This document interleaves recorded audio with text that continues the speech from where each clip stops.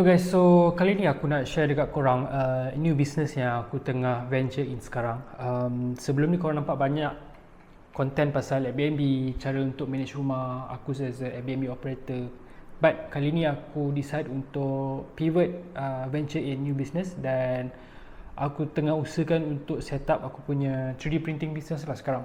So it's been a while, aku dah beli satu 3D printing machine Bamboo P1S dan dah beberapa lama, dalam berbulan-bulan jugalah aku cuba untuk test, try and error, cara untuk print yang betul, and yeah, come up with a really good printer sebenarnya. And aku just nak share dekat korang beberapa item yang aku dapat print.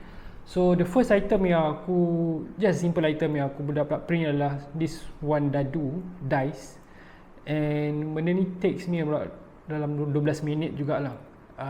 Is the first item yang aku print.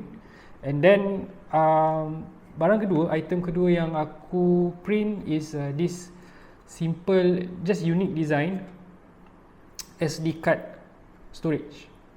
So SD card punya case, dan dekat dalam ni korang nampak boleh ada banyak slot untuk masukkan SD card dan juga SD micro card.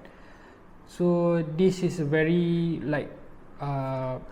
good experience untuk aku belajar macam mana untuk print, macam mana untuk slice, dan ya, benda ni memberi aku banyak pengalaman yang bagus jugalah cara-cara untuk print kan. And then the third item yang aku tengah print sekarang is benda ni berkait dengan aviation.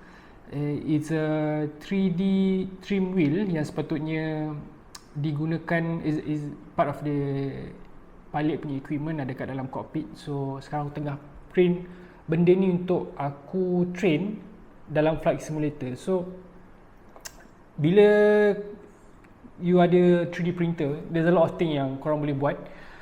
And ya, aku tengah open untuk mana-mana yang berminat untuk pakai 3D printing service aku, based dekat Ceras. And kalau korang ada maybe project FYP yang perlukan 3D printer, service 3D printing and juga design, korang boleh contact aku and aku akan cuba untuk berikan service 3D printing pada korang. So itu saja, I'll see you in the next video.